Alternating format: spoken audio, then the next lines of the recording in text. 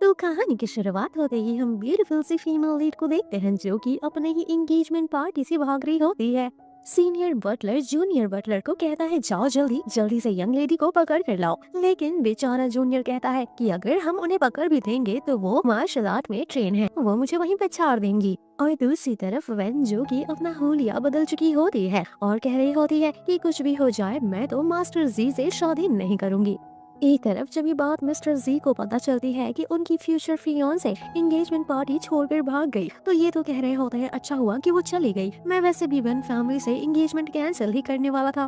तभी यहाँ मिस्टर जी के step mom and step brother आते हैं जो कि मिस्टर जी के फ्यूचर फियांसी के भाग जाने की वजह से मिस्टर जी का मजाक उड़ा रहे होते हैं और कह रहे होते हैं कि जल्द से जल्द शादी कर लो, नहीं तो क्या पता कोई भी लड़की तुमसे शादी ही ना करे और तुम जिंदगी भर अकेले रह जाओ। स्टेप ब्रदर भी बहुत मजाक उड़ाता है कि भाई कहीं ऐसा ना हो कि आपकी वाइफ आते ही मुझे पसंद करने लग जाए, इसीलिए सोच समझ कर ही शादी करना। मिस्टर जी गुस्से में यहाँ से चले जाते हैं और इस चीज से हमें ये समझ में आती है कि मिस्टर जी का फैमिली रिलेशन कुछ इतना खास नहीं है। एक तरफ वैंग टैंग जो कि हुलिया बदल कर घूम फिर रही होती है और वो एक कार के शीशे में अपना हेयर स्टाइल ठीक कर रही होती है, तभी कार का शीशा नीचे होता है और हम मिस्टर जी को यहाँ देखते हैं और यहाँ से हमें ये रियलाइज होता है कि ये दोनों एक दूसरे से आज तक कभी मिले ही नहीं है। ना ही मिस्टर जी वेन फैमिली की डॉटर से मिले हैं और ना ही वेन टैंग मिस्टर जी से मिली है। तभी वैंग टैंग की नजर अपने फैमिली वालों पर पड़ जाती है जो कि यहीं मौजूद होते हैं, इसीलिए वैंग टैंग हड़बड़ी में मिस्टर जी की ही कार में घुस जाती है और इसे देखकर मन मन में कहते हैं कि ये तो बहुत ही हैंडसम है। मिस्टर जी न्यू बॉडीगार्ड से आज ही मिलने वाले थे तो उन्हें लगता है कि ये कोई और नहीं बल्कि उनका न्यू बॉडीगार्ड है, इसीलिए ये इसके बारे में पूछने लग जाते हैं। इन कार में बैठी रहने का कोई बहाना नहीं होता, इसीलिए वैन झूठ कह देती है कि हाँ मैं ही आपका बॉडीगार्ड वेटिंग न्यू हूँ। और तभी यहाँ ड्राइवर आकर मिस्टर जी को इन्फॉर्म करता है कि आपकी जो होने वाली फियांसी थी आपके step mom and step brother के साथ मिली हुई थी और इसीलिए वो एंगेजमेंट पार्टी से भाग गई ताकि आपकी बेइज्जती हो सके। मिस्टर जी कहते कि इस लड़की को भी एक बार देखना होगा। वैन टैंग जो होती है कार में बैठे बैठे सोच रही होती है ऐसा लग रहा है कि इसकी भी एंगेजमेंट किसी गलत लड़की से होने वाली थी। वेल मिस्टर जी लेतीनियो का रिज्यूमे पढ़ते हैं और कहते हैं कि तुम तो बहुत ही बड़ी खिलाड़ी हो, इतने ज्यादा पावरफुल हो बट देखने में लगता नहीं है, ये बस बोलने ही वाली होती है। नहीं नहीं ऐसी कोई बात नहीं है। लेकिन तभी यहाँ पर ड्राइवर कह देता है कि आपको मंथली $200,000 मिलेंगे और इतनी मोटी रकम सुनकर ये शॉक्ड हो जाती है और कहती है कि एक बॉडीगार्ड बनकर मैं इतने पैसे कमा लूंगी मैंने कभी सोचा नहीं था। और तो और इसे मार्शल आर्ट भी आता ही है, इसीलिए ये बॉडीगार्ड बनने से तैयार हो जाती है कि ब्रेक लगने की वजह से वैंग टैंग मिस्टर जी के गोद में गिर जाती है एंड सोचती है अब तो इसे सारी सच्चाई पता चल जाएगी क्योंकि इसका चेस्ट मिस्टर जी के पैरों से टच हो जाता है। लेकिन मिस्टर जी को लगता है कि इसकी बॉडी तो काफी ज्यादा मस्कुलर है, इसीलिए मिस्टर जी वैंग टैंग को अप्रिशिएट करते हैं। लेकिन वैंग टैंग मन ही मन में सोच रही होती है कि ये मेरी मस्कुलर बॉडी नहीं बल्कि ये मेरे 36C के बूब्स हैं। वेल अब ये मिस्टर जी के विला पर आती है, तभी इसे इसकी दोस्त का कॉल आता है और वो वैन को बताती है कि तुम्हारा फियांसे तुम्हें पूरी सिटी में ढूंढ रहा है ताकि वो तुम्हें सबक सिखा सके, इसीलिए छुपी रहना और बाहर मत आना। वेल तभी वैंग टैंग एक लड़की को पकड़कर स्कूल करने लग जाती है कि तुम यहाँ किसकी परमिशन से अंदर आई, ये जगह मिस्टर जी की है।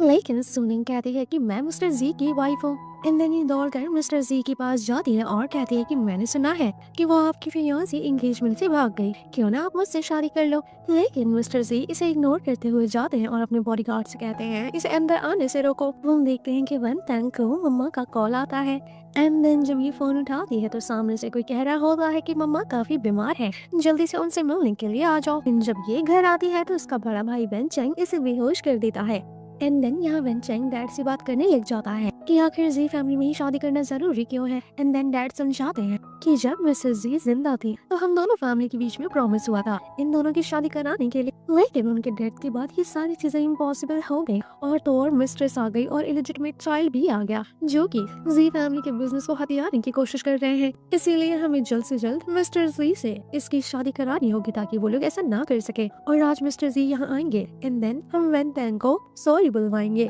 क्योंकि ये शादी से भाग गई। तरफ मिस्टर जी के डैड मिस्टर जी को कह रहे होते हैं कि जी फैमिली और वेन फैमिली के बीच में कितने सारे बिजनेस बाइंडिंग्स हैं। तुम इस तरह से एंगेजमेंट के लिए मना कैसे कर सकते हो? अब जबकि वो सॉरी बोलने के लिए तैयार है तो तुम क्यों मना कर रहे हो? लेकिन फिर भी मिस्टर जी यहाँ से जा रहे होते हैं ये कहकर कि वो वेन फैमिली की डॉटर में बिल्कुल भी इंटरेस्टेड नहीं है। लेकिन डैड जो होते हैं वो मिस्टर जी की मम्मा का ब्रेसलेट निकाल कर कहते हैं कि अगर तुम शादी नहीं करोगे तो ये ब्रेसलेट मैं बर्बाद कर दूंगा, जो कि इसकी मम्मा की कीमती अमानत है। ये मिस्टर जी को मजबूरन शादी के लिए तैयार होना पड़ता है और एक तरफ जो स्टेप मॉम होती है अपने बेटे को कह रही होती है चाहे कुछ भी हो जाए मिस्टर जी की शादी वेन फैमिली के डॉटर से नहीं होनी चाहिए। नेक्स्ट सीन में वेन जब होश में आती है तो वो अपने घर में मिस्टर जी के फैमिली वालों की आवाज सुनती है और वो ये सुनती है कि उसके डैड वेन से सॉरी बुलवाएंगे एंड देन उनकी एंगेजमेंट कंटिन्यू करवाएंगे। इन लोगों को ऐसी बातें करते हुए देखकर वेन कहती है इतना इजी नहीं है मुझसे शादी करना और ये यहाँ से भाग जाती है।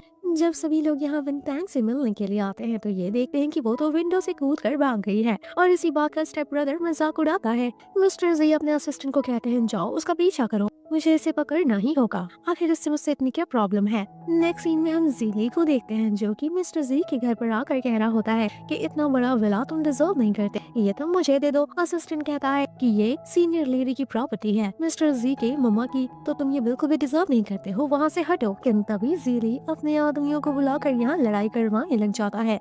लेकिन सही टाइम पर यहाँ बॉडीगार्ड आ जाती है और ये सभी को मजा चखाती है। जीली कहता है ये कैसा बॉडीगार्ड है, इसके बॉडी में तो जान ही नहीं लग रहा। लेकिन देन वो जीली को भी सबक सिखाती है और पकड़ कर लाती है और कहती है चलो मेरे बॉस से माफी मांगो।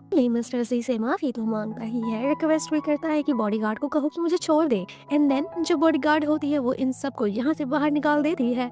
नेक्स्ट सीन में मिस्टर जी को ये तो पता लग जाता है कि ये बॉडीगार्ड रूप बदल कर यहाँ रह रहा है। एंड देन ये इससे सवाल जवाब भी करते हैं कि तुम आखिर कौन हो, लेकिन अभी तक ये नहीं प्रूव होता कि बॉडीगार्ड असल में एक लड़की है। वेंटैन जो होती है फिर से झूठ कहती है कि दरअसल मैं बहुत ही बड़ी प्रॉब्लम में हूँ और बाहर मुझे गुंडे परेशान कर रहे हैं, ये मैंने अपने आप को सेफ रखने के लिए इस जगह को चूज करा, मैं आपको थोड़ा सा भी हार्म नहीं पहुँचाना चाहता हूँ। मिस्टर जी कहते हैं अच्छा होगा कि अगर तुम झूठ ना बोलो।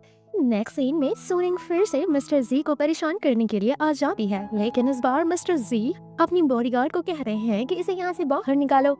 एंड देन जब बॉडीगार्ड सोनिंग को बाहर लेकर आती है तो सोनिंग तो बॉडीगार्ड पर हाथ उठा देती है और कहती है कि तुम मेरे साथ ये सब जो कर रहे हो काफी गलत कर रहे हो, आज नहीं तो कल मेरी मिस्टर जी के साथ शादी हो जाए एंड देन मैं तुम्हें नौकरों की तरह ट्रीट करूंगी। ये सब देख कर ये मनी मन में सोच रही होती है कि अगर मैं लड़के की भेस में नहीं होती तो मैं ऐसे बताती एंड मैं इस थप्पड़ का जवाब भी देती, लेकिन अभी मैं लड़का हूँ तो लड़की के ऊपर हाथ नहीं उठा सकता। देन ये सारा गुस्सा अपने उस फियांसे के ऊपर निकालने का सोचती है जिसको ये छोड़ कर आई है। एंड देन ये पीपे को कॉल करके कहती है कि उस बंदे का नंबर ढूंढ कर दो, मुझे उससे मिलना है और मुझे उसे सबक सिखाना है। नंबर मिलने पर वैंगटाइन कॉल करती है एंड देन मिस्टर जी को खूब भड़काती है कि अगर तुम एक बाप की औलाद हो तो इस होटल में आ जाना, मुझे तुमसे फेस टू फेस बात करना है और देखना है कि तुम कितने कैपेबल हो। इतना बड़ा चैलेंज सुनकर, उसकी ऐसी आवाज सुनकर मिस्टर जी को तो इतना गुस्सा आता है, वो कहते हैं कि उस होटल को चारों तरफ से घिरवा दो, उस लड़की को मैं छोड़ूंगा नहीं, आज वो बचेगी नहीं।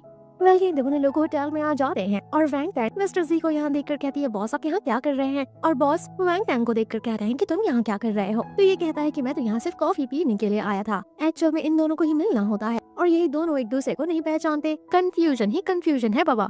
एंड देन असिस्टेंट आकर मिस्टर जी को बताता है कि हमने चारों तरफ ढूंढ लिया, यहाँ पर मिस वैन नहीं आई है और ऐसा सुनकर मिस्टर जी कहते हैं कि इसने मुझे बुद्धू बनाया, मुझे बुलाकर खुद यहाँ नहीं आई। अब हम रात को देखते हैं कि मिस्टर जी का कल एक प्रेस कॉन्फ्रेंस वेन्यू होता है एंड यहाँ मिस्टर जी अपने सिक्योरिटी गार्ड को कहते हैं कि जाकर प्रॉपरली रेस्ट कर लो, कल तुम्हें मेरा बॉडीगार्ड बनकर चलना है। एंड देन इसके बाद असिस्टेंट कहता है कि आप ऐसे किसी इंसान पर कैसे ट्रस्ट कर सकते हैं और उसे वेन्यू पर कैसे ले जा सकते हैं। मिस्टर जी कहते हैं कि तुम इसके ऊपर नजर रखना, बाकी अगर ये कोई गलती करेगा तो हम इसे देख लेंगे। जब तक मैं अपनी मम्मा की छोड़ी हुई इनहेरिटेंस अपने नाम पर नहीं कर लेता तब तक मैं किसी और चीज में हाथ नहीं लगा सकता, नहीं तो मेरी स्टेप मदर एंड जीली दोनों लोग मिलकर मेरी मम्मा की छोड़ी हुई इनहेरिटेंस को यूज कर लेंगे। और मेरे पापा की आंखों पर तो पट्टी बंधी हुई है, वो अपनी मिस्ट्रेस के प्यार में अंधे हो चुके हैं, इसीलिए मैं किसी पर भी ट्रस्ट नहीं कर सकता। नेक्स्ट डे हम वेन्यू का सीन देखते हैं और यहाँ वैंग टैंग एकदम मस्त बॉडीगार्ड बनकर आई हुई होती है जो कि मिस्टर जी को रिपोर्टर से प्रोटेक्ट करती है। यहाँ सभी लोग सवाल कर रहे होते हैं कि हमने सुना है कि आपके डैड सारी के सारी इनहेरिटेंस प्रॉपर्टी जीली के नाम पर करने वाले हैं,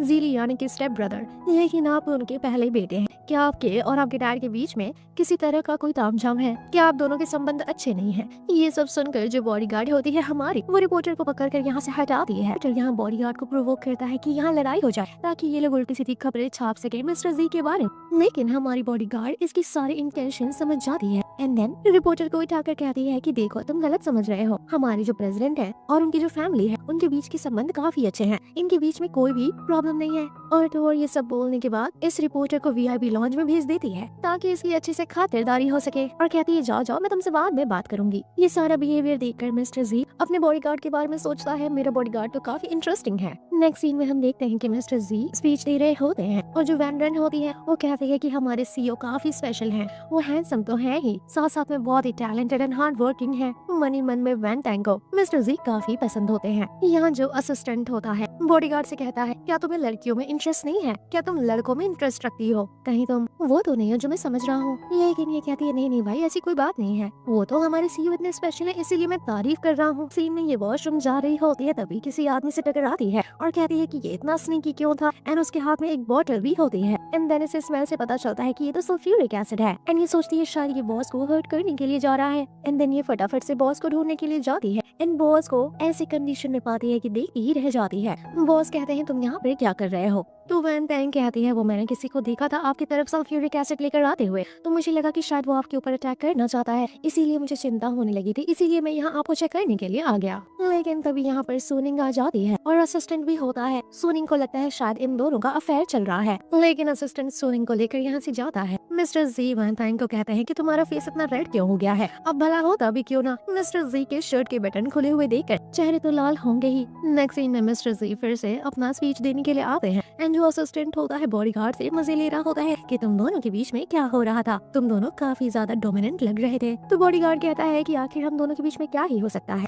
हम दोनों लड़के हैं और दो लड़कों के बीच में कहाँ कुछ होता है। असिस्टेंट कहता है कि सोनिंग को तो तुम पर शक हो रहा है, वो बहुत ही रिच फैमिली से बिलोंग करती है और अब तुम उससे बचकर ही रहना क्योंकि वो हमारे बॉस को काफी पसंद करती है और अब उसे तुम्हारी वजह से जेलसी फील हो रही है। वेल तभी यहाँ पर वही लड़का आ जाता है जिसके हाथ में वही सल्फ्यूरिक एसिड होता है और वो मिस्टर जी के ऊपर अटैक करने की कोशिश करता है, लेकिन सही टाइम पर वैन टैंग यहाँ आकर मिस्टर जी को प्रोटेक्ट करता है एज अ बॉडीगार्ड। असिस्टेंट आते ही कहता है कि ये बॉडीगार्ड तो काफी ज्यादा फास्ट है, मेरे आने से पहले इसने सारा मामला सुलझा लिया। वेल इसके बाद ये यहाँ से गुजर रही होती है और इसी पार्टी में यहाँ इसका भाई भी होता है। छुपकर निकलने की कोशिश करती है लेकिन तभी भाई इसे रोक लेता है। लेकिन मिस्टर जी कहते हैं कि तुम मेरी बॉडीगार्ड को इस तरह से हाथ कैसे लगा रहे हो, तुम कौन हो? लेकिन यहाँ वैन चैंग कहता है मिस्टर जी घबराइए नहीं, आपका बॉडीगार्ड काफी ज्यादा पावरफुल है लेकिन पावरफुल दिखता नहीं है, इसीलिए मैं क्यूरियस हूँ जानने के लिए इसके टैलेंट के बारे में। वैन चैंग कहता है कि मुझे भी प्रोटेक्शन की जरूरत है, क्यों ना तुम 2 दिन के लिए मुझे प्रोटेक्ट करो और मैं तुम्हें मिस्टर जी से ज्यादा पेमेंट करूंगा। वैन चैंग मनी मन में सोच रही होती है कि मैं अपने भाई के साथ दोबारा घर नहीं जा सकती, पक्का वो मुझे पहचान लिया है एंड देन वो कहती है कि नहीं मैं सिर्फ मिस्टर जी का बॉडीगार्ड हूँ। नेक्स्ट सीन में ये दोनों कार में बैठे हुए होते हैं और यहाँ पर वैन चैंग ये सोच रही होती है कि मुझे धीरे धीरे समझ में आ रहा है कि मिस्टर जी और स्टेप ब्रदर जी दोनों के कनेक्शन अच्छे नहीं है। वो तभी कार में मिस्टर जी पूछ लेते हैं कि वैन चैंग के साथ में तुम्हारा क्या रिलेशन है, क्योंकि मिस्टर जी को उस वक्त समझ में आ गया कि वैन चैंग इसे जानता है, तभी उसने इसे रोका। लेकिन ये सच कैसे बताती कि वैन चैंग इसका बड़ा भाई है, इसीलिए झूठ कहते हैं कि मैं तो उससे आज खुद पहली बार मिल रही थी, मुझे खुद नहीं मालूम कि वो कौन है। वेल इसके बाद मिस्टर जी मेडिसिन निकाल कर देते हैं और कहते हैं कि ये लो हाथ पर लगा लो एंड देन खुद से ही उसका हाथ लेकर उसके हाथों पर दवा लगाने लग जाते हैं। ये मन मन में सोच रही होती है कि वेल कम से कम ये अपने स्टाफ को अच्छे से ट्रीट तो करता है, मुझे तो लगा था कि ये थोड़ा खड़ूस है। एंड देन ये कहती है कि आपको घबराने की कोई जरूरत नहीं है, मैं हमेशा आपका ही बॉडीगार्ड रहूंगा और हमेशा आपकी साइड रहूंगा। वेल तभी ब्रेक लगने की वजह से यहाँ इनके केस हो जाती है और ड्राइवर कहता है कि ये क्या हो रहा है। मिस्टर जी कहते हैं कि अगर नेक्स्ट टाइम तुमने ऐसा ब्रेक लगाया तो मैं तुम्हें जॉब से निकाल दूंगा। अब ये लोग विला में आ जाते हैं एंड देन सोनिंग जो होती है फिर से वैन टैंग को परेशान करने लग जाती है ये कहकर कि मेरे होने वाले फियांसी को सेड्यूस करना बंद करो, जबकि तुम एक आदमी हो तो जाओ लड़की ढूंढो, तुम्हें लड़कों में क्या इंटरेस्ट है, तुम बहुत ही ज्यादा शेमलेस इंसान हो, तुम जैसे लोगों को समाज में रहने की कोई जरूरत नहीं है और आइंदा से मिस्टर जी से थोड़ा दूरी बना के रखना। ये सब चीजों की वजह से वैन टैंग काफी ज्यादा गुस्से में आ जाती है एंड देन ये अपने वैन फैमिली में कॉल करके कहती है कि सू फैमिली वालों के साथ में जो भी कॉपरेशन है सारा कुछ कैंसिल कर दो, क्योंकि जो सोनिंग होती है वो सू फैमिली से बिलोंग करती है एंड ये वैन फैमिली से बिलोंग करती है, तो दोनों की कंपनीज के बीच में जो कॉपरेशन है वो खड़ी खड़ी यही कैंसिल कर देती है।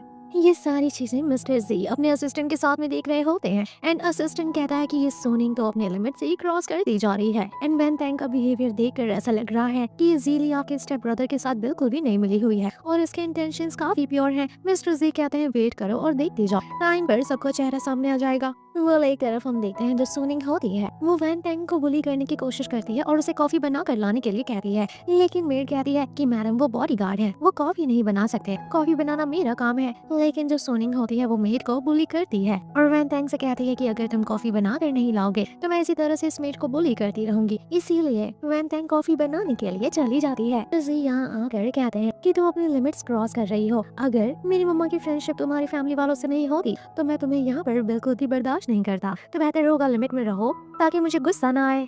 एक तरफ हम वंग टंग को देखते हैं जो कि कॉफी में ढेर सारा कॉफी डाल देती है और इतनी ज्यादा स्ट्रॉन्ग कॉफी बनाती है और ये करते हुए मिस्टर जी इसे देख लेते हैं और कहते हैं वेल जो कर रहे हो बढ़िया कर रहे हो, इतनी स्ट्रॉन्ग कॉफी पीकर उसका दिमाग ठिकाने आ जाएगा। एंड देन इसके बाद जो वान होता है वो कॉफी लेकर आता है। जब ये कॉफी लेकर आती है तो जो सोनिंग होती है वो कहती है कल डांस बैंक्वेट में कपल्स एक साथ डांस करेंगे और मैं जी के साथ में डांस करने वाली हूँ, तुम ये दवा लो और ये जी के ड्रिंक में मिला देना, जिसके बाद जब काम हो जाएगा तो मैं तुम्हें 10 मिलियन ऑफर करूंगी। ये देखकर असिस्टेंट कहता है कहीं ये बात मान ना ले, लेकिन ये इसका ऑर्डर ठुकरा देती है और कहती है अपना कॉफी पियो और निकलती बनो। लेकिन जब ये बेचारी कॉफी पीती है तो कॉफी तो काफी ज्यादा कड़वी होती है, लेकिन ये तो वन के ऊपर हाथ उठाने की कोशिश करती है और तभी यहाँ पर मिस्टर जी आ जाते हैं और अपने बॉडीगार्ड को प्रोटेक्ट करते हैं और कहते हैं कि मेरे लोगों से भिड़ने की कोशिश भी मत करना। वन तंग जो होती है मन ही मन में सोच रही होती है कि काश ये मेरा होने वाला फियांसे होता, न जाने मेरे मम्मी पापा कैसे इंसान से मेरी शादी करा रहे थे, अगर इसके जैसा बंदा मिलेगा तो मैं तो तुरंत ही शादी कर लूंगी।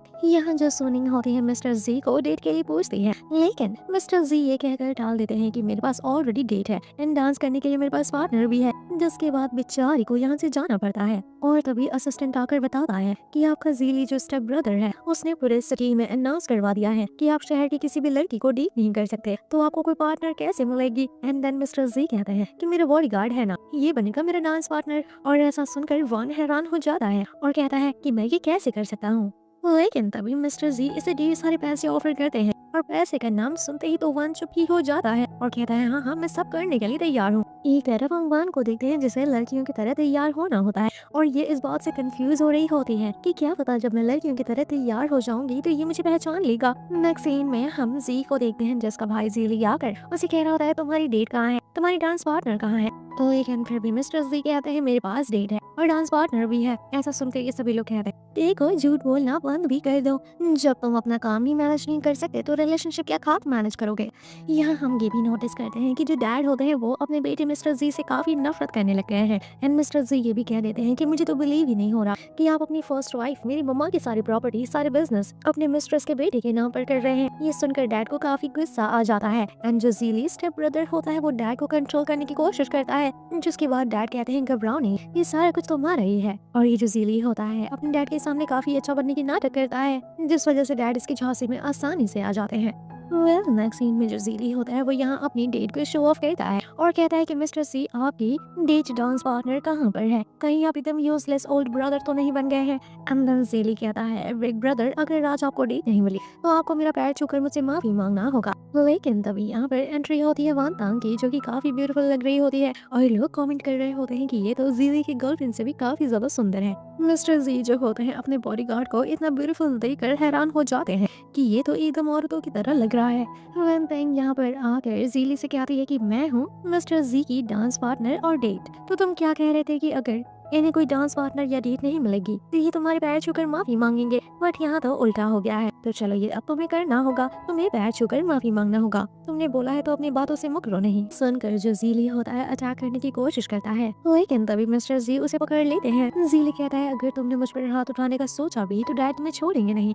और तभी यहाँ डैड आ जाते हैं और वो मिस्टर जी के मम्मा के बारे में उल्टा सीधा बोलने लग जाते हैं कि तुम्हारी मम्मा तो यूजलेस थी, अब तुम भी अपने आप को अपनी मम्मा की तरह रिप्रेजेंट कर रहे हो, यहाँ तुम लड़ाई झगड़ा करके ये दिखाना चाह रहे हो कि तुम कितने बड़ी गवार हो। वैन तांग समझ जाती है कि ये मिस्टर जी को प्रोवोक करना चाह रहे हैं ताकि यहाँ पर लड़ाई हो और मिस्टर जी की रेपुटेशन खराब हो जाए एंड सभी लोग फोर्स करने लग जाए मिस्टर जी को कंपनी से निकालने के लिए। इसीलिए वैन तांग अपना इयररिंग निकाल कर जीली के घुटनों पर मारती है, जिसके बाद वो घुटनों पर आ जाता है एंड देन वो कहती है कि अब जबकि जीली घुटनों पर आकर माफी मांग के लिया है तो मैटर को हम खत्म करते हैं। वैन तेंग ये सब कुछ इसलिए करती है ताकि मिस्टर जी का रेपुटेशन पर बात ना आए। जीली के जो डैड होते हैं वो कहते हैं तुमने तो मेरी नाक कटवा दी, तुम्हें क्या जरूरत है घुटनों पर बैठने की। एंड देन वो उसे यहाँ से उठा कर ले जाते हैं। सोनिंग इन दोनों को साथ में देखकर काफी जेलसी फील कर रही होती है एंड यहाँ आकर कहती है कि मैं समझती हूँ कि तुम नहीं चाहते कि मैं तुम्हारी डेट बनूं, लेकिन तुम्हें किसी भी यारी गहरी लड़की को यहाँ नहीं लाना चाहिए था। ऐसा कहकर वो वान तांग को पुश करती है एंड देन मिस्टर जी वान तांग को कैच कर लेते हैं। वान तांग की बॉडी गर्म हो जाती है और वो अंदर ही अंदर ब्लश कर रही होती है क्योंकि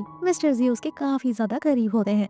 मिस्टर जी सोनिंग का हाथ पकड़कर कहते हैं कि तुम्हें ये नहीं लगता कि तुम हद से ज्यादा आगे बढ़ रही हो, तुम हद से ज्यादा बातें कर रही हो, मैंने उसे अपनी मर्जी से चूज करा है, तुम कौन होती हो हमारे बीच में घुसने वाली। सोनिंग कहती है अगर तुम मुझसे शादी नहीं करोगे तो तुम बर्बाद हो जाओगे, अगर तुम्हें फ्यूचर में आगे बढ़ना है तो तुम्हें सू फैमिली के साथ में शादी करनी ही होगी। ये सब सुनकर मिस्टर जी कहते हैं दफा हो जाओ यहाँ से। वेल इसके बाद में हम देखते हैं कि मिस्टर जी वान तांग को ध्यान से देखते हैं और कहते हैं मैंने एक्सपेक्ट नहीं करा था कि तुम लड़कियों के कॉस्ट्यूम में इतने ज्यादा हैंडसम लगोगे और सॉरी मतलब ब्यूटीफुल लगोगे, तुम्हारी वॉइस, तुम्हारी बॉडी, तुम्हारी स्किन, सारी चीजें लड़कियों की तरह सॉफ्ट है। ये सब कुछ सुनकर वान तांग मन ही मन में सोच रही होती है कहीं इसे एक्चुअल में ये ना पता चल जाए कि मैं लड़की हूँ। यहाँ पर ये एक्सेप्ट करने वाली होती है कि ये एक्चुअल में वुमन है, लेकिन तभी इसकी ध्यान पड़ती है इसके मम्मा, डैडी और बड़े भाई की तरफ जो कि इसी पार्टी में अवेलेबल होते हैं। इसीलिए ये मिस्टर जी से रेस्टरूम का बहाना करके यहाँ से चली जाती है। एक तरफ जो असिस्टेंट होता है मन ही मन में सोच रहा होता है कि कहीं मिस्टर जी सच में बॉडीगार्ड को पसंद तो नहीं करने लग गए। एंड देन मिस्टर जी कहते हैं तो मन ही मन में क्या बड़बड़ा रहे हो। वैन तेंग के जो मम्मा डैडी होते हैं वो लोग आपस में बात कर रहे होते हैं कि अभी हम लोगों ने मिस्टर जी के बगल में एक वुमन को खड़ा हुआ देखा, अगर मेरी नजरें ठीक है तो मुझे ऐसा लग रहा है कि वो हमारी बेटी वान तांग ही थी। मम्मा कहती है कि आजकल का जमाना कैसा है, पहले तो इन दोनों ने एंगेजमेंट कैंसिल कर दिया और अब पार्टी में कपल बनकर साथ में घूम रहे हैं। एंड देन ये दोनों खुद पर सेल्फ डाउट करने लग जाते हैं कि शायद जमाना बदल गया है, इन दोनों को अपने तरीके से डेट करने दीजिए। बैंक के जो डैड होते हैं वो मिस्टर जी के पास आते हैं और वेन के बारे में पूछने लग जाते हैं तो मिस्टर जी कहते हैं कि वो मेरी डेट, मेरी डांस पार्टनर। डैड यहाँ ये रिवील करने ही वाले होते हैं कि वो वेन फैमिली की यंग डॉटर वेन तेंग है, लेकिन तभी यहाँ पर कलेश हो जाता है। जो जीली होता है यहाँ पर नौकरों को बुली कर रहा होता है एंड देन वेन तेंग आकर उसे प्रोटेक्ट करती है। नेक्स्ट सीन में हम देखते हैं कि बाहर बैठकर वेन तेंग सोच रही होती है कि ये कैसी मुसीबत में वो फंस गई है, कैसे कैसे लोग हैं यहाँ पर।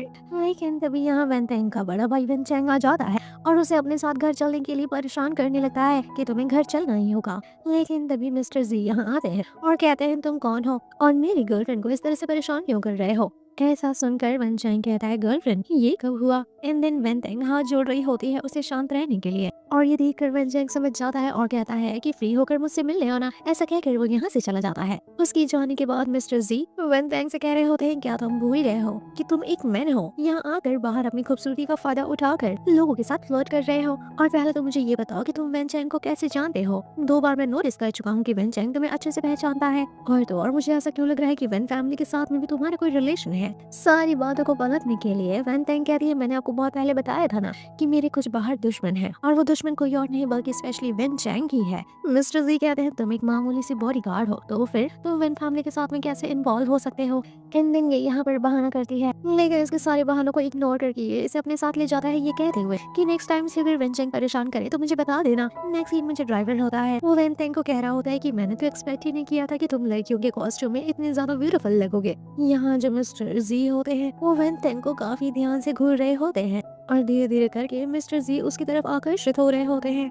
अपने आप को कंट्रोल करने के लिए मिस्टर जी कहते हैं कि ये लो तुम अपनी लड़कियों के कपड़े उतार कर लड़कों के कपड़े पहन लो। एंड देन वेन तेंग सोचने लग जाती है कि अगर मैं कार में कपड़े चेंज करूंगी तो इन लोगों को तो सब पता लग जाएगा, अब मैं लड़का थोड़ी ना हूँ कि मैं कहीं पर भी कपड़े चेंज कर लूँ। ये लोग इसे कपड़े उतारने के लिए फोर्स कर रहे होते हैं। इवन के ड्राइवर कह रहा होता है कि हम तीनों के तीनों लड़के हैं, हमारे बीच कोई लड़की थोड़ी ना है कि तुम इतना शर्मा रहे हो। तो तभी हम देखते हैं जो जीली होता है अचानक से कार के सामने आ जाता है। ये कार का शीशा पूरी तरह से ब्लैक होता है और जो जीली होता है वो इस शहर के थर्ड यंग मास्टर की तलाश में होता है।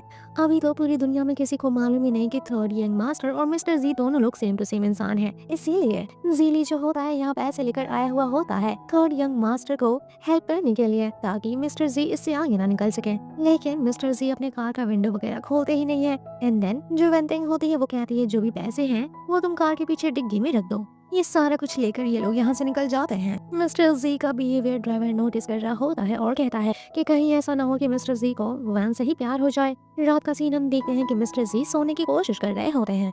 बट उन्हें काफी ज्यादा बेचैनी फील हो रही होती है और ये अपने आप से कह रहे होते हैं कि मैं बार बार वन रैंक के बारे में क्यों सोच रहा हूँ, क्या मुझे सच में एक आदमी से प्यार हो गया है। और एक तरफ हम वैन टैंग को देखते हैं जो कि मिस्टर जी के बारे में सोच सोच कर ब्लश कर रही होती है। अपने आप से कहती है क्या सच में मुझे मिस्टर जी से प्यार हो गया है, अगर ऐसा है तो मुझे अपनी आइडेंटिटी रिवील करके उन्हें बता देना चाहिए। एंड देन ये तुरंत रात में ही उठकर मिस्टर जी से मिलने के लिए उनके कमरे में आती है, लेकिन जब वो यहाँ आती है तो उन्हें अंदर वॉशरूम में गिरा हुआ पाती है और ये काफी ज्यादा परेशान हो जाती है कि आखिर मिस्टर जी को क्या हो गया। डॉक्टर आकर मिस्टर जी का चेकअप करते हैं और बताते हैं कि घबराने वाली कोई बात नहीं है, नॉर्मल कफ हो गया है जिस वजह से थोड़ी बहुत फीवर है।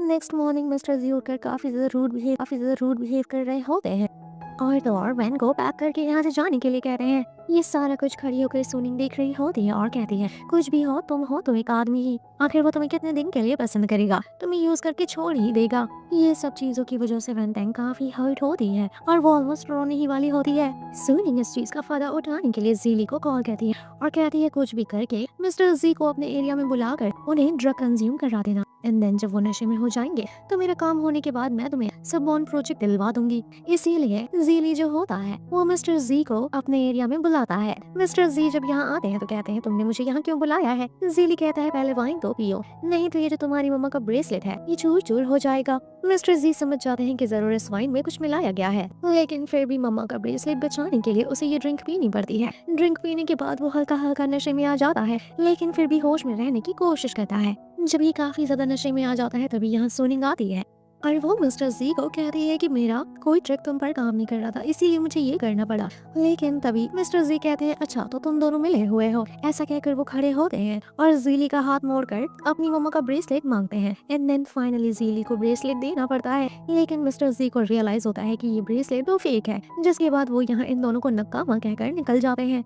सोनिंग जो होती है जीली को कहती है एक भी काम तुम ढंग से नहीं कर सकते, तुम्हें तो ड्रग देना भी अच्छे से नहीं आता, मुझे लगा कि वो नशे में आ गया है लेकिन देखो वो कैसे तन कर चल रहा है। थोड़ी देर बाद आगे निकलते हुए मिस्टर जी को काफी ज्यादा नशा होने लग जाता है और ड्रग का असर काफी तेजी से हो रहा होता, लेकिन तभी ये सारी चीजें वैन टैंग को पता चल चुकी होती है और वो मिस्टर जी को प्रोटेक्ट करने के लिए आ रही होती है, जबकि सारा होटल इन लोगों ने ब्लॉक करा दिया होता है ताकि मिस्टर जी होटल से बाहर ना जा सके। इसीलिए वैन टैंग इसी होटल के कमरे में लेकर मिस्टर जी को छुप जाती है। मिस्टर जी काफी ज्यादा हॉट फील कर रहे होते हैं। वैन टैंग कहती है कि मैं यहाँ डॉक्टर भी नहीं बुला सकती, नहीं तो लोगों को पता चल जाएगा कि ये इसी होटल में छुपे हुए हैं। एंड देन ये फाइनली उसके फीवर को उतारने के लिए उसके साथ रोमांस करने लग जाती है। मिस्टर जी कहते हैं तुम ये सब क्या कर रहे हो, जिसके बाद वैन टैंग कहती है कि हाँ अगर मैं ये नहीं करूंगी तो मैं तुम्हें बचा नहीं पाऊंगी, जिसके बाद इन दोनों के बीच में रोमांस होता है। नेक्स्ट मॉर्निंग वैन टैंग उठते ही सबसे पहले कहती है कि जैसे ही मिस्टर जी को होश आएगा मैं उन्हें सब बता दूंगी कि मैं एक वुमन हूँ।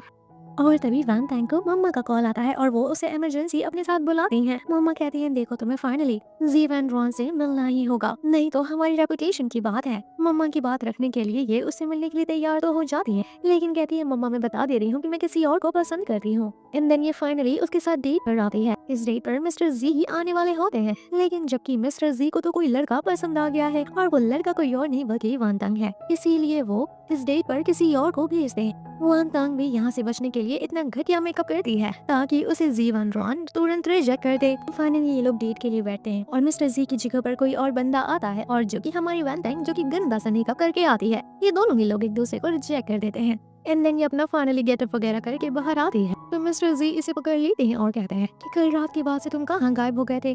तो ये कहती है कि अरे अरे मैं तो कॉफी पीने के लिए गई थी। मिस्टर जी अचानक से इसे किस करने लग जाते हैं और वो इस चीज को एक्सेप्ट कर चुके होते हैं कि उन्हें एक आदमी से अट्रैक्शन हो गया है, जो कि काफी ज्यादा ऑकवर्ड होती है। सुनिंग इन दोनों को किस करता हुआ देख लेती है एंड देन वो किसी को कॉल करके कहती है कि तुम्हें 5 मिनट के अंदर अंदर यहाँ आना होगा, नहीं तो मैं तुम्हें बर्बाद कर दूंगी।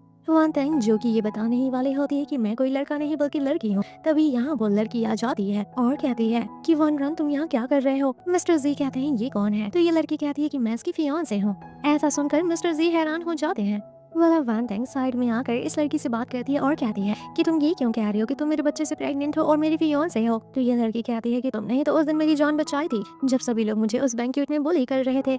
लेकिन वैन काफी ज्यादा टैलेंटेड होती है और कहती है कि चलो बताओ कि तुम्हें यहाँ पर किसने भेजा है। एंड देन ये इसे हक करके नाटक करने लग जाती है कि प्लीज मुझे एक्सेप्ट कर लो। मिस्टर जी इन दोनों को हक करता हुआ देखकर ये सोच लेते हैं कि शायद इन दोनों का रिलेशनशिप है एंड वो गुस्से में यहाँ से चले जाते हैं। लेकिन अब फाइनली जो वान होती है वो कहती है, देखो मिस, तुम्हारे लिए जो भी सुटेबल होगा वो तुम्हें आज नहीं तो कल मिल ही जाएगा और मेरा पार्टनर कोई और है, मेरी डेस्टिनी कहीं और है। नेक्स्ट सीन में हम देखते हैं जो वेन होती है वो बार बार मिस्टर जी को ये कह रही होती है कि वो सच में वुमन है, लेकिन ये लोग उसकी बातों पर बिलीव ही नहीं करते बल्कि उसके ऊपर हंस रहे होते हैं। तभी यहाँ पर वही लड़की आ जाती है जो अपने आप को वेन का फियांसी होने का बता रही थी। यहाँ आकर वो सारी सच्चाई बताती है कि मैंने उस दिन वो नाटक जीली और सोनिंग के कहने पर करा था। वेन कहती है अब जबकि मुझे ये सच पता चल गया है तो तुम्हें ये शहर छोड़कर चले जाना चाहिए क्योंकि यहाँ रहना तुम्हारे लिए बिल्कुल भी सेफ नहीं है। अब हम नेक्स्ट सीन में देखते हैं कि वेन के पास मम्मा का कॉल आता है और वो मम्मा को बताती है कि वो किसे पसंद करती है एंड देन मम्मा उसे कहती हैं कि अगर ऐसा ही है तो उसे घर पर लेकर आओ और फैमिली से मिलवाओ। मिस्टर जी कहते हैं कि मुझे कोई प्रॉब्लम नहीं है तुम्हारी फैमिली से मिलने में, मुझे दुनिया वाले क्या कहेंगे मुझे इसका भी कोई डर नहीं है। और ऐसा कहकर वो वैन टैंक को किस कर लेते हैं। ड्राइवर जो होता है ये सब देखकर परेशान ही हो जाता है। वेल एक तरफ हम देखते हैं जो सोनिंग और जीली होते हैं वो घर पर आकर मॉम डैड को ये बताते हैं कि जो मिस्टर जी हैं उनका अफेयर किसी लड़के के साथ में चल रहा है। स्टेप मदर तो ऐसा रिएक्शन देती हैं कि जैसे मानो उन्हें सच में मिस्टर जी की फिक्र है एंड यहाँ डैड भी काफी गुस्से में आ जाते हैं कि इस लड़के ने तो मेरी नाक कटवा दी। तो वेल अब ये लोग वेन टैंक के घर पर आते हैं। ड्राइवर कहता है क्या तुम्हारी फैमिली सच में यहाँ रहती है? ये फैमिली तो बहुत ही एक्सपेंसिव है, ये विला तो काफी ज्यादा महंगा है, तुमने आखिर अपने बारे में हमें क्या क्या नहीं बताया है। वेल तभी यहाँ पर मिस्टर जी को डैड का कॉल आ जाता है जो कि उसे धमकी देकर बुला रहे होते हैं। ये कह रहे होते हैं कि अगर तुम यहाँ नहीं आए तो मैं तुम्हारी मम्मा का ब्रेसलेट डिस्ट्रॉय कर दूंगा। और तो और इसे उल्टी सीधी बात ही सुना रहे होते हैं कि तुम्हें पूरी दुनिया में तुम्हें एक लड़का ही मिला अफेयर करने के लिए। ये कहता है ठीक है मैं अभी आता हूँ, मम्मा के ब्रेसलेट को कुछ नहीं होना चाहिए।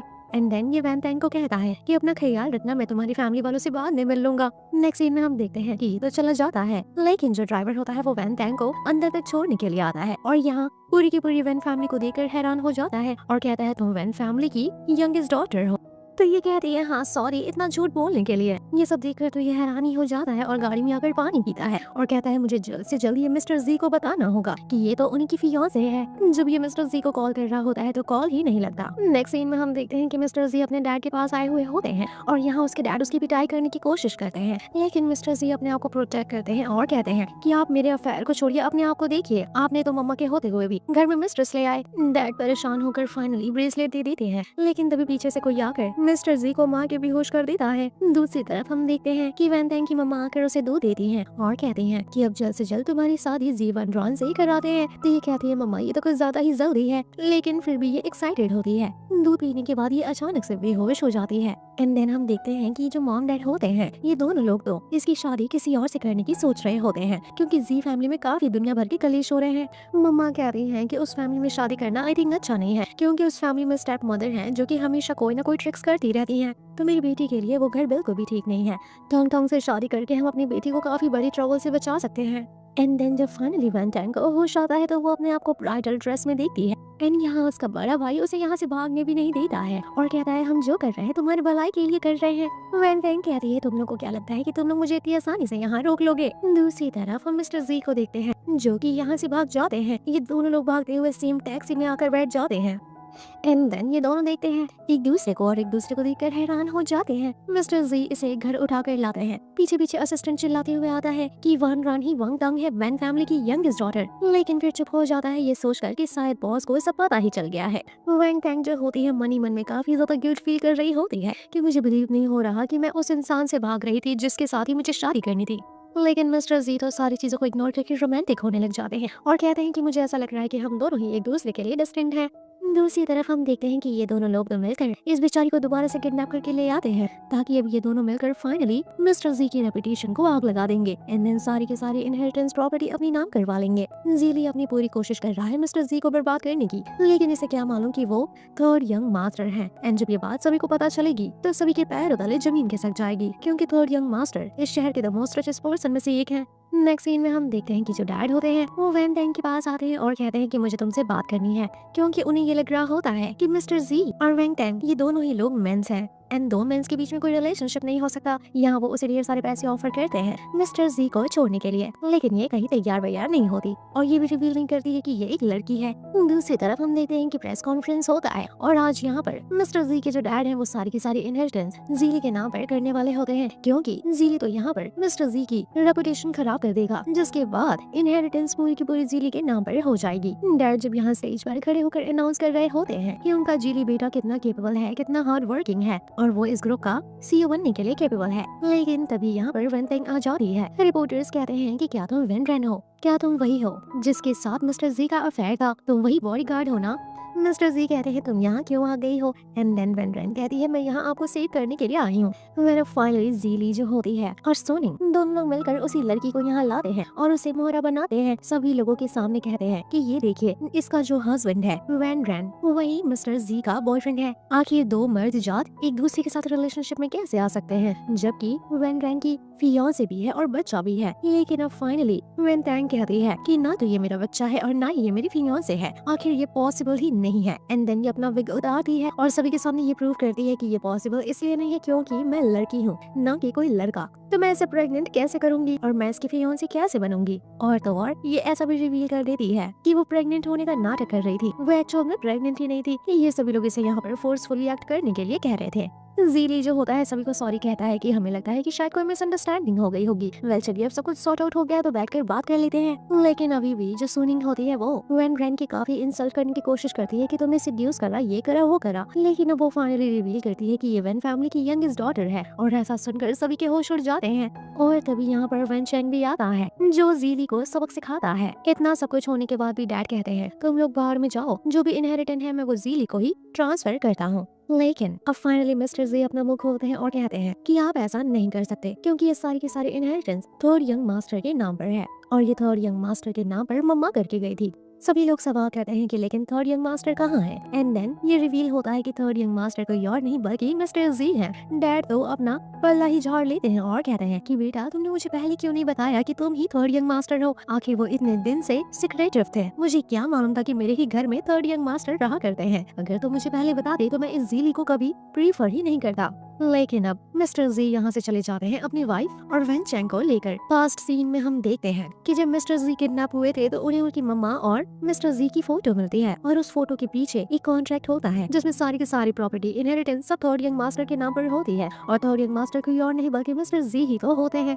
इन सारी चीजों की वजह से वेन चैंग काफी गुस्से में होता है और वो अपनी बहन को यहाँ से ले जाता है। लेकिन तभी जो जीली होता है वो काफी गुस्से में होता है क्योंकि उसके हाथ में कुछ भी नहीं लगा और उसके डैड तक अब उसे नहीं मानते हैं, इसीलिए वो यहाँ पर वेन चैंग और वेन रैंग को मारने की कोशिश करता है। और तो और मिस्टर जी से कहता है कि अगर तुम वेन रैंग को सच में बचाना चाहते हो तो सारी की सारी प्रॉपर्टी तुरंत मेरे नाम कर दो। मिस्टर जी तो फटाफट कॉन्ट्रैक्ट पर साइन भी कर देते हैं, लेकिन वेन रैंग भी काफी चालाक है और वो जीली के चंगू से निकल करती है। जीली जो होता है वो मिस्टर जी पर अटैक करने की कोशिश करता है, लेकिन वेन रैंग उसके चाकू का अटैक अपने हाथों से रोक लेती है जिसकी वजह से वो इंजर्ड भी हो जाती है। वेल फाइनली वेन चैंग जो होते हैं वो पुलिस एंड सिक्योरिटी के साथ में आ जाते हैं जीली को अरेस्ट करवाने के लिए। वेन तेंग जो होती है इन सब चीजों के बाद यहाँ बेहोश होने लग जाती है। एंड देन हम कुछ दिन बाद का सीन देखते हैं कि इन दोनों की शादी हो चुकी होती है और ये दोनों अपनी मैरिड लाइफ एंजॉय कर रहे होते हैं। So thank you for watching this drama. मिलते हैं नेक्स्ट वीडियो में, तब तक के लिए take care, bye bye and video को लाइक एंड चैनल को सब्सक्राइब करना ना भूलें।